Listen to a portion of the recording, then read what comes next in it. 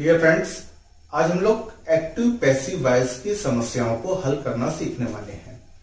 और active passive voice में किस तरीके के सवाल हमसे पूछे जाते हैं, सबसे पहले उस बात पे गौर कर लीजिए। 3 तरीके के सवाल हमसे एक्टिव पैसिव वॉइस में पूछे जाते हैं। नंबर 1 तरीके का जो प्रश्न है, जो हर परीक्षा में लगभग पूछा जाता है, वो सबसे पहला प्रश्न है कि आपको एक वाक्य दे दिया जाएगा और आपसे कहा जाएगा इसका पैसिव वॉइस बनाइए। इसके लिए प्रश्न के नीचे 4 विकल्प दे दिए जाते हैं, उसमें से हमको एक विकल्प ढूंढकर बताना होता है कि कौन सा विकल्प सही है। दूसरे तरीके का जो प्रश्न हमसे पूछा जाता है, वो प्रश्न है कि आपको पैसिव वॉइस का एक वाक्य दे दिया जाएगा और आपसे पूछा जाएगा कि कौन सा विकल्प में दिया गया इसका एक्टिव वॉइस है। इस तरीके का सवाल पूछा जाता है। और अंतिम जो प्रश्न पूछा जाता है वो है एरर फाइंडिंग्स के रूप में आपसे पूछा जाएगा। यानी एक आपको एक्टिव वॉइस का या पैसिव वॉइस का एक वाक्य आपको दे दिया जाएगा और आपसे कहा जाएगा कि इसमें से आप गलती ढूंढिए। तो ये 3 तरीकों के प्रश्न पूछे जाते हैं और इन तीनों प्रश्नों के तरीकों को हम हल करना सीखने वाले हैं। तो सबसे पहले हम छोटी छोटी चीजों को लेकर चलेंगे ताकि हम आसानी से जान सकें। और अच्छी बात यह है कि मैं कहीं पर भी आपको पेचीदगियां भरे नियम कायदे नहीं बताने वाला हूं कि कौन सा टेंस किस टेंस में बदलता है। मैं इस तरीके की बात आपसे बिल्कुल नहीं करने वाला हूं। बस आपको छोटी छोटी बातों पे गौर करना है और फिर ये मेरा आपसे वादा है कि फिर चाहे जैसा भी वाक्य हो वो आप आसानी से हल कर लेंगे।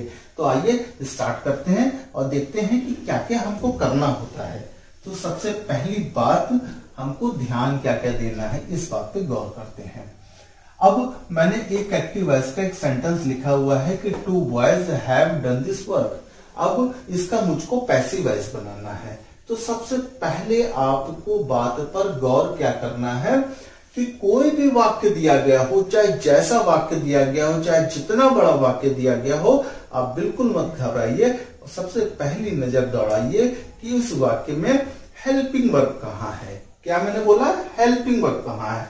तो हेल्पिंग वर्ब तो आप जानते होंगे, is, am, are, was, were, has, have, had, है ना। और मॉडल्स के रूप में देखें तो can, could, may, might, should, would, इस तरीके की जितनी भी चीजें आपने पढ़ी हैं हेल्पिंग वर्ब, थोड़ी भी पढ़ी है, काम चल जाएगा बस। तो गौर क्या करना है कि उस वाक्य में हमको हेल्पिंग वर्ब ढूंढ लेनी है। तो भाई मेरी नजर जो गई, मैंने कहा हैव, तो भाई हेल्पिंग वर्ब के रूप में हम लोग जानते हैं। तो इसका मतलब ये हमारी क्या है दोस्तों, हेल्पिंग वर्ब तो हमको मिल गई। बस हमारा पूरा का पूरा काम हो गया। अब हमको करना क्या है? हमको करना क्या है कि हेल्पिंग वर्ब के लेफ्ट साइड में जितने भी शब्द लिखे हैं, जैसे यहाँ टू लिखा है, बॉयज लिखा है, कितने भी शब्द लिखे हो, चाहे जैसा कुछ लिखा हो, इस बात से मतलब नहीं है। हमेशा याद रखिएगा कि लेफ्ट साइड में जितने भी शब्द लिखे गए हैं वो सारे के सारे शब्द हमारे सब्जेक्ट कहलाते हैं। क्या कहलाते हैं? सब्जेक्ट। ये बात आपको अच्छे से समझ आ गई कि हमको सबसे पहले हेल्पिंग वर्ब ढूंढ लेनी है और हेल्पिंग वर्ब के लेफ्ट साइड में जितने भी शब्द हैं वो सब क्या कहलाएंगे? सब्जेक्ट कहलाएंगे। अगली बात, हेल्पिंग वर्ब के ठीक बाद जो भी शब्द आपको नजर आ रहा है, मुझको तो यहाँ डन नजर आ रहा है भाई हेल्पिंग वर्ब के बाद, तो जैसे जो शब्द नजर आ रहा है वो हमारा क्या कहलाता है? Main verb. ये बात अच्छे से समझ आ गई आपको। और जो बच रहा है पूरे वाक्य में क्या बच रहा है भाई? दिस वर्क बच रहा है। तो वो हमारा क्या कहलाएगा दोस्तों? ऑब्जेक्ट कहलाएगा। क्या कहलाएगा? ऑब्जेक्ट। ये क्या कहलाएगा? ऑब्जेक्ट कहलाएगा। तो इतनी बात तो हमने आसानी से ढूंढ ली कि सबसे पहली बात, हमको कोई भी वाक्य जो दिया गया है जिसका हमको पैसिव वॉइस बनाना है, सबसे पहले हमको ध्यान क्या देना है? हमको हेल्पिंग वर्ब ढूंढ लेना है। हेल्पिंग वर्ब के लेफ्ट साइड में जितने भी शब्द हैं वो क्या कहलाएंगे? सब्जेक्ट कहलाएंगे। और हेल्पिंग वर्ब के ठीक बाद जो भी शब्द दिया है वो मेन वर्ब कहलाएगा। बाकी जो बच रहा है वो सब कुछ ऑब्जेक्ट कहलाएगा। इतनी बात आपको अच्छे से समझ आ गई तो अब हमको करना क्या है कि पैसिव वॉइस के लिए हमको सब कुछ उल्टा लिख लेना है। उल्टे का मतलब है कि सबसे पहले हम ऑब्जेक्ट लिखेंगे, फिर हेल्पिंग वर्ब लिखेंगे, फिर मेन वर्ब की थर्ड फॉर्म लिखनी है, फिर बाय लिखना है, फिर सब्जेक्ट लिख देना है। तो आइए यही काम हम लोग भी करना चालू कर देते हैं। अब तो हमने ढूंढ लिया ही है, वही चीज लिख देते हैं। अब ऑब्जेक्ट क्या है, सबसे पहले मुझको क्या लिखना, ऑब्जेक्ट। यहां पर ऑब्जेक्ट क्या नजर आ रहा है, दिस वर्क। चलिए लिख देते हैं दिस वर्क।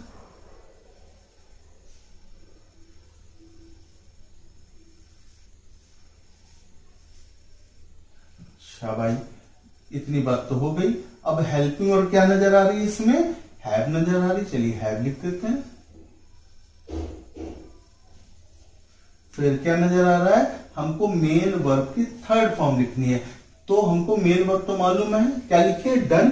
अच्छा, ये तो बड़ी अच्छी बात हो गई कि हैज हैव हैड के बाद हमेशा थर्ड फॉर्म होती है, तो हमको लिखने की जरूरत नहीं, कि हमको मालूम है भाई कि डू का थर्ड फॉर्म डन लिखा हुआ है। तो ये तो काम अपना हो गया आसान सा, डन लिख दिया मैंने।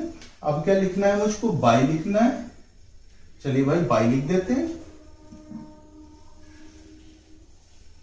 अच्छा, अब क्या लिखना है हमको, सब्जेक्ट लिखना है अपना। सब्जेक्ट क्या लिखा है, टू बॉयज, ये भी लिख देते हैं।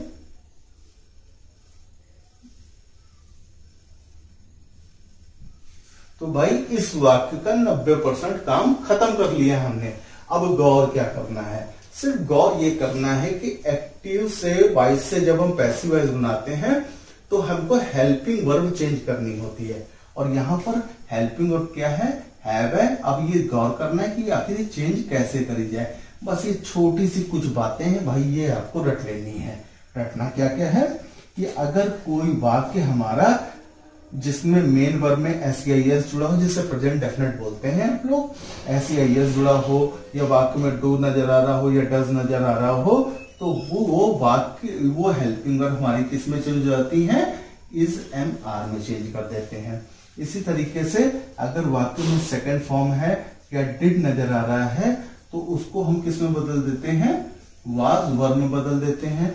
इसी तरीके से अगर किसी वाक्य में is, am, are, was, were, has been, have been, had been, will be, shall be नजर आ रहा है, तो वो हम किस में बदल देंगे भाई, हम उसके साथ हेल्पिंग वर्ब के साथ चेंज करते हुए बीइंग शब्द और जोड़ देंगे। इसी तरीके से अगर हमको मॉडल्स नजर आ रहा है, मॉडल्स आप जानते होंगे, can, could, may, might, should, would, must, ये सब नजर आ रहा है, या किसी हेल्पिंग वर्ब के साथ आपको टू नजर आ रहा है, तो हमको क्या करना है भाई, उसके बाद हमको बी शब्द और जोड़ देना है। इसी तरीके से हैज, हैव, हैड नजर आ रहा है वाक्य में, तो हम उसके साथ क्या जोड़ देंगे, और बीइंग शब्द और जोड़ देंगे। ये आप ध्यान दीजिएगा कि हमको ये हेल्पिंग वर्ब कैसे कैसे कब कब चेंज कर देनी है। अब मैंने आपसे क्या बोला, हमको क्या चेंज करना है, इस पूरे वाक्य में हमने जो पैसिव वॉइस का पोर्शन 90% खत्म किया था, मैंने बोला कि सिर्फ आपको हेल्पिंग वर्ब चेंज करनी है। तो यहां पर मुझको जो हेल्पिंग वर्ब है ये तो है, सबसे पहली बात ध्यान देनी है दिस वर्ब। तो भाई एक ही चीज तो है, तो आपने पढ़ा होगा कि अगर एक वचन का करता है तो हम हैज लगा देते हैं, और अगर बहुवचन का करता है तो हम हैव लगा देते हैं। नई बात समझ आ रही है, पल्ले नहीं पड़ रही भाई, ये कौन सी पेचीदगी वाली बात बता दी मैंने, परेशान होने की जरूरत नहीं है। यहाँ पर कहीं इस जगह कहीं किसी शब्द में एसईआईएस लगा हुआ है, नहीं लगा, इसका मतलब बहुवचन नहीं है, तो यानी बहुवचन नहीं तो हैज आना चाहिए। तो सबसे पहले तो हम इसको चेंज कर देंगे और यहाँ क्या लिख देंगे, हम हैज लिख देंगे। क्या लिख देंगे भाई, हैज लिख दिया। अब भाई मैंने कैपिटल से लिख दिया था, आप मत लिख दीजिएगा, इसको किस में लिख देंगे हम, हैज में। अच्छा, अब क्या करना है, मैंने बोला हैज है वाले किस में बदलते हैं, बीन में बदल दिया जाता है ना, और जोड़ दिया जाता है भाई, तो बीन शब्द और जोड़ दीजिए भाई। बात समझ आ गई? तो इसका मतलब हुआ कि हैज हैव वाला वाक्य था भाई, तो मैंने इसको किस में बदल दिया, हैज हैव को हैज बीन में बदल दिया। हैज किसके अकॉर्डिंग बदला कि दिस वर्ग एक काम था तो हैज आना चाहिए था, हैव नहीं आना चाहिए था। और इसके बाद वाले में क्या करते हैं, हम बीन शब्द और जोड़ देते हैं भाई, हमारा जो हमारा पैसिव वॉइस वाला पोर्शन था, इस वाक्य का जो पैसिव वॉइस बनाना था ये खत्म हो चुका है। क्या हो गया कि this work has been done by 2 boys. हो गया ना आसान। आइए कुछ इस तरीके के हम एग्जाम्पल्स और हल करके देखते हैं, लेकिन इससे पहले आप इन चीजों का स्क्रीनशॉट ले लीजिए ताकि दिक्कत नहीं। बस आइए कुछ एग्जाम्पल्स को और हल कर लेते हैं ताकि आपको कॉन्फिडेंस भी आ जाए। तो सबसे पहला वाक्य लेते हैं। पहला वाक्य एक्टिव वॉइस में लिखा हुआ है, इसका हमको पैसिव वॉइस बनाना है। वो वाक्य क्या है? The postman will deliver the letters. अब मैंने आपको बोला था कि जैसे ही वाक्य हमको दिखे जिसका हमको पैसिव वॉइस बनाना है, हमको सबसे पहले अपनी नजर कहां दौड़ानी है? हेल्पिंग वर्ब पर। तो सबसे पहली बात हमको नजर आई कि भाई यहां पर तो जो हेल्पिंग वर्ब है वो क्या है भाई? विल। नजर आ गई बात। फिर मैंने बोला था कि हेल्पिंग वर्ब के लेफ्ट साइड में जितनी भी बातें लिखी होंगी भाई वो सब क्या कहलाएंगी? हमारी सब्जेक्ट कहलाएंगी। और इसके ठीक बाद जो भी हमको शब्द नजर आएगा वो मेन वर्ब कहलाएगा। और जो बाकी बच जाएगा भाई वो हमारा क्या कहलाएगा? ऑब्जेक्ट। देखिए आसानी से सारी बातें हमको क्या हो गई है? मिल गई। अब हमको करना क्या है? वही काम करना है, उल्टा लिखना था। मैंने बोला था सबसे पहले ऑब्जेक्ट लिखा जाएगा, है ना? तो सबसे पहले हमको क्या करना है? ऑब्जेक्ट लिखना। ऑब्जेक्ट क्या लिखा हुआ है भाई? The letters. चलिए लिख देते हैं।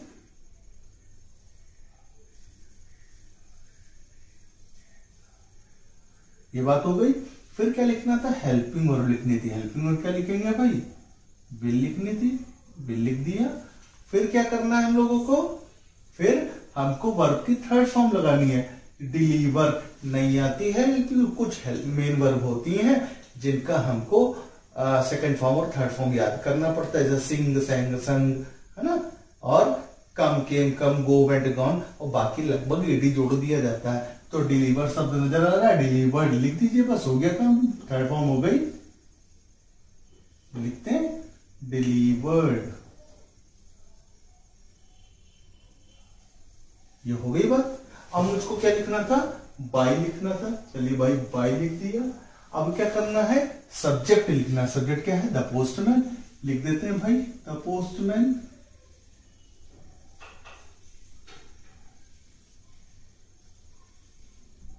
तो भैया इस वाक्य का 90% काम खत्म हो गया। अब मैंने बोला चेंज क्या करना था आपको?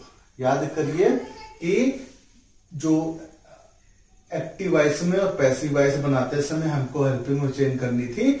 उसमें मैंने बोला था कि जहां पर मॉडल्स होता है, मॉडल भाई विल, शैल मॉडल्स की श्रेणी में भी आते हैं। तो विल और शैल जितने मॉडल से ये हेल्पिंग वर्ब के बाद टू लगा हो तो क्या करते थे? बी और जोड़ देते थे। तो ये तो जो हमारी हेल्पिंग वर्ब है इसके साथ हमको और क्या जोड़ना चाहिए था? बी शब्द और जोड़ देना चाहिए था। नहीं क्या हो जाए? पहले तो विल लीजिए साहब, बी जुड़ गया भाई, हो गया खत्म। क्या हो गया? The letters will be delivered by the postman. कुछ नहीं करना है, सिर्फ हेल्पिंग वर्ब चीज चेंज करनी है, बाकी तो हमने ढूंढना सीख ही लिया है। अब आइए अगला वाक्य लेते हैं कि my brother of those boys is to write this application. अब मुझको इसका क्या करना है? पैसिव वॉइस बनाना है। बहुत आसान सी बात। सबसे पहले क्या चीज ढूंढ लेनी है हमको? हेल्पिंग वर्ब ढूंढनी है। तो भाई हेल्पिंग वर्ब ये टू लगा हुआ, ये तो मैंने आपको बात बता दी थी, किसी हेल्पिंग वर्ब के बाद अगर टू लिखा होगा तो उसके साथ बी जोड़ना है। ये तो अकल हमने दौड़ा दी पूरी बात। अब हमको ये मालूम चल गया ये क्या है? हेल्पिंग वर्ब है। मैंने बोला था right hand side, sorry left hand side में जितनी भी बातें लिखी होंगी वो सब क्या कहलाएंगी? सब्जेक्ट। इसका मतलब ये क्या है भाई? सब्जेक्ट है। और मैंने बोला था हेल्पिंग वर्ब के ठीक बाद जो भी चीजें होंगी वो क्या कहलाएंगे? Main verb. यानी ये हमको मेन वर्ब भी मालूम चल गई कि राइट मेन वर्ब है। और जितना कुछ बच जाता है वो क्या सारी चीजें क्या कहलाती है? हमारी ऑब्जेक्ट। यानी ये क्या है? ऑब्जेक्ट। मिल गया ना? अब हम लोग अपना पैसिव वॉइस करना स्टार्ट करते हैं। चलिए तो सबसे पहले क्या लिखना है हमको? अपना ऑब्जेक्ट लिखना, नहीं दिस एप्लीकेशन। चलिए लिखते हैं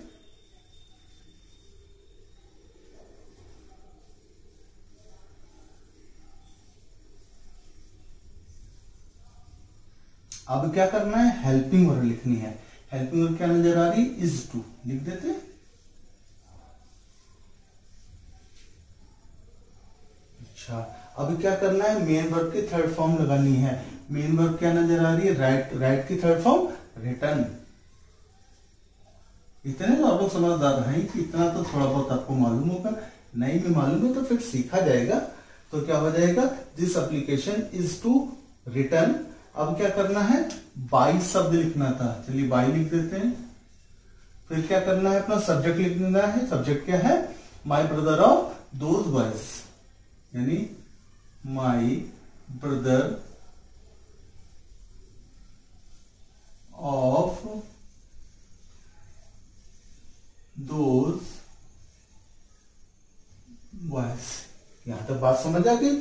अब मैंने बोला आपसे कि भाई किसी भी हेल्पिंग वर्ब के बाद अगर टू लगा नजर आ जाए तो उसके साथ बी और जोड़ देते हैं। सबसे पहले बात ये देख लिया जाए कि इज सही लगा है। दिस एप्लीकेशन एक वचन में है ना, नहीं समझ आ रही, एक वचन में कहीं ऐसे आई तो नहीं लगा है इसके साथ, एप्लीकेशंस तो नहीं है, नहीं ना। इसका मतलब ये हमारा इतना पोर्शन तो इस तो भाई बिल्कुल ठीक लगा हुआ है। हमको और क्या चीज जोड़ देनी थी इसके साथ, हमको बी शब्द और जोड़ देना चाहिए। क्या हो जाएगा, इज टू बी। अब देखिए हमारा पैसिव वॉइस खत्म हो गया। This application is to be written by my brother of those boys. देखा, हो गया ना आसान। आइए अगली बात करते हैं। अगला जो हमारा एक्टिव वॉइस है, my daughter is singing this song. आप वही काम करना है तो आसान सा है कि भाई हेल्पिंग वर्ब हमको मिल गई, लीजिए भाई मिल गई हमको हेल्पिंग वर्ब। इसके लेफ्ट साइड में जितनी बातें दे रखी हैं, जितने शब्द दे रखे हैं वो क्या है, हमारे सब्जेक्ट हैं। चलिए हो गया काम। इसके ठीक बाद जो भी हमको शब्द नजर आ रहा है ये क्या है, मेन वर्ब, ये भी काम हो गया। और बाकी जो बच रहा है वो क्या हो गया भैया, ऑब्जेक्ट। क्या हो गया, ऑब्जेक्ट।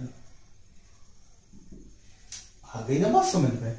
अब हमको करना क्या था कि सबसे पहले हमको ऑब्जेक्ट लिखना था। ऑब्जेक्ट क्या है, दिस सॉन्ग, लिखो भाई।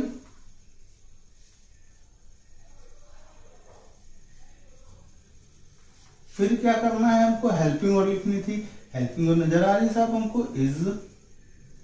फिर क्या करना है हमको, मेन वर्ब की थर्ड फॉर्म लिखनी, सिंगिंग। ये तो आईएनजी जुड़ा हुआ है भाई इसमें, सिंग है ना मेन वर्ब, और इसकी थर्ड फॉर्म क्या होगी, सिंग, सैंग, सांग। लिख देते हैं भाई। फिर क्या लिखना चाहिए था, बाई लिखना चाहिए था। फिर हमको सब्जेक्ट लिखना चाहिए। सब्जेक्ट क्या है हमारा, माई डॉटर। क्या हो जाएगा, माई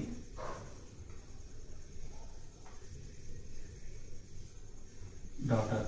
अब मैंने क्या बोला था आपसे कि अगर किसी वाक्य में हमको is, am, are, was, were, has been, had been, have been ये नजर आते हैं भाई, तो हम जब पैसिव वॉइस बना लेते हैं तो हमको बीइंग शब्द और जोड़ देना चाहिए हेल्पिंग वर्ब के बाद।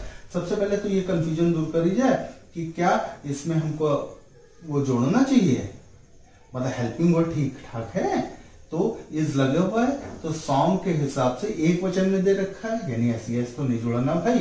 तो इसका मतलब हुआ कि बिल्कुल ठीक है इज। अब हमको और क्या करना चाहिए था, बीइंग शब्द और जोड़ना था भाई, जोड़ दे रहा है इसमें। चलिए जोड़ देते हैं। क्या हो जाएगा, this song is being sung by my daughter. हो गया ना आसान। चलिए और कुछ एग्जांपल्स को देखते हैं। तो ये एग्जांपल्स तो हमने अच्छे से समझ लिए। आइए अब कुछ एग्जांपल्स हम लोग डायरेक्ट हल करके देखते हैं कि क्या अब हम हल करने लायक हो गए हैं कि नहीं हो गए। तो सबसे पहला हम लोग चौथा एग्जांपल देखते हैं, और कुछ थोड़ा सा कंफ्यूजन है, इन कंफ्यूजन को दूर भी करते रहिएगा भाई, बड़ा है, क्योंकि इसमें एक वाक्य ऐसा है जो बड़े बड़ों के पसीने छुड़ा देता है। आइए देखते हैं क्या है ये। सबसे पहली बात लिखा है, the police caught the thief. अब ये तो सेकंड फॉर्म वाला है ना, मैंने बोला था सेकंड फॉर्म हो अगर किसी वाक्य में डिड नजर आ रहा हो, उसका पैसिव वॉइस जैसे बनाएंगे हम, तो हम किस में चेंज करते हैं, हेल्पिंग को वाज वर्ब में चेंज करते हैं। तो सबसे पहली बात, अब ये हमारी क्या है भैया, मेन वर्ब नजर आ रही ना आपको। तो मेन वर्ब के अभी तक हेल्पिंग वर्ब के पहले वाली हम लोग बात कर रहे थे ना, तो इसका मतलब हुआ कि इसके इधर हेल्पिंग वर्ब तो दिखाई नहीं दे रही है, तो कोई बात नहीं, इतनी बात तो समझ आ रही है कि अगर मेन वर्ब जब मिल रही थी तो उसके बाद वाली चीज क्या थी हमारे पास, ये तो ऑब्जेक्ट हो गया भैया, ये तो काम खत्म। और इधर वाली चीज क्या होनी चाहिए फिर, सब्जेक्ट होनी चाहिए। और हेल्पिंग वर्ब तो अब हम लोग लगा लेंगे ना कि जो सेकंड फॉर्म में चेंज होती हैं वो किस में जाती हैं, वाज वर्ब में, सेकंड फॉर्म वाज वर्ब में चेंज कर देते हैं। चलिए इसको डायरेक्ट हल करेंगे भाई। तो ये क्या लिखा है, द थीफ, सबसे पहले ऑब्जेक्ट लिखना था ना, चलो लिखो भाई, क्या हो जाएगा, द थीफ। अब क्या करना चाहिए, वाज वर्ब में बदलना था, वर्ब तो बहुत सारी चीजों के साथ आता है, तो ये तो एक है भाई, तो क्या लगाना चाहिए, वाज। अब कैच की थर्ड फॉर्म क्या होती, कैच, कॉट, कॉट, इसका मतलब ये बिल्कुल सही बात थी, इधर को लिख देते हैं भाई कि कैच की थर्ड फॉर्म कॉट है। और उसके बाद क्या करना चाहिए था, बाय लिखना चाहिए था भाई, और फिर सब्जेक्ट लिख देते हैं, क्या हो जाएगा, द पुलिस ना। यही बात आ रही ना, सबसे पहले हमको सब्जेक्ट लिखना चाहिए था, फिर हमको हेल्पिंग वर्ब लिखनी चाहिए थी, वो तुमको मालूम चल गई थी कि सेकंड फॉर्म वाला पोर्शन है तो इसको हमको वाज वर्ब में बदलना था, हेल्पिंग वर्ब हो गई। फिर वर्ब की थर्ड फॉर्म लिखनी थी, कैच की कॉट लिख दी, फिर बाय लिखना था, फिर सब्जेक्ट लिखना था, लिख दिया, हो गया काम, खत्म हो गया भाई पैसिव वॉइस से। ये तो आइए अगला देखते हैं। अब ये बहुत कंफ्यूजन वाला वाक्य मैंने बोला था ना, बड़े अच्छे के पसीने छूट जाते हैं। आई हैव अ काउ का पैसिव वॉइस क्या होना चाहिए, तो जब हमारे दिमाग में ये बैठता है कि साहब कि जब हैज, हैव, हैड होता है तो हम बीन में बदल देते हैं, तो सीधा करने वाले साहब ऐसे कर देते हैं कि ए काउ फिर हैज बीन बाय मी। अरे भाई गलत हो गया, ये जो है पोर्शन ये हमारा ये हेल्पिंग वर्ब नहीं है, ये क्या है, मेन वर्ब। अब क्यों मैंने ऐसे बोला, छोटी सी चीज याद कर लीजिए कि अगर हैज, हैव, हैड के बाद कोई संज्ञा नजर आ जाए, संज्ञा भी नहीं समझ आ रही साहब, कोई बात नहीं, अगर हैज, हैव, हैड के बाद कोई आर्टिकल्स नजर आ जाए या कोई नाउन जो बहुवचन में दिया हो, तो वो क्या हो जाता है, ये हमारा मेन वर्ब कहलाता है। इसका मतलब हुआ ये हमारा वाक्य किसका है, I have a cow present indefinite का है, यानी SEIS वाले जो मैंने वाक्य बताए थे जिसमें डू या डज आता है, इसे हमारा बदलता है, ये उस कंडीशन से होना चाहिए। तो और हैज, हैव जब हम मेन वर्ब के रूप में लेते हैं तो उसकी थर्ड फॉर्म क्या होती है, हैड। हैज, हैव का सेकंड फॉर्म हैड और थर्ड फॉर्म हैड। आइए करके देखते हैं भाई इसको, यानी ये हमारा इस समय क्या है, मेन वर्ब है, और ये वाक्य हमारा किसका है, प्रेजेंट इंडेफिनिट का वाक्य है। तो ये क्या हुआ भैया हमारे पास, फिर ये सब्जेक्ट हुआ, मेन वर्ब के बाद ये सारी चीजें क्या कहलाती हैं, ये ऑब्जेक्ट कहलाती है। क्या कहलाती है भाई, ऑब्जेक्ट। आइए अब करके देख लेते हैं इसको, डायरेक्ट करते हैं इसको, डरने वाली क्या बात। तो क्या हो जाएगा हमारे पास, एक काउ, मैंने क्या बोला था, प्रेजेंट डेफिनेट इज एमआर में बदलते हैं ना, तो एक काउ किसमें होना चाहिए भाई, एक काउ तो एक है भाई, लगा दीजिए इस। अब इसका थर्ड फॉर्म लगाना है, मेन वर्ब का थर्ड, मेन वर्ब तो हमें हैव दे रखा है, इसका थर्ड फॉर्म लगाएंगे तो क्या हो जाएगा, हैज, हैव का थर्ड फॉर्म हैड, क्या हो जाना चाहिए, हैड। अब क्या हो जाएगा, इधर बाय लिखेंगे।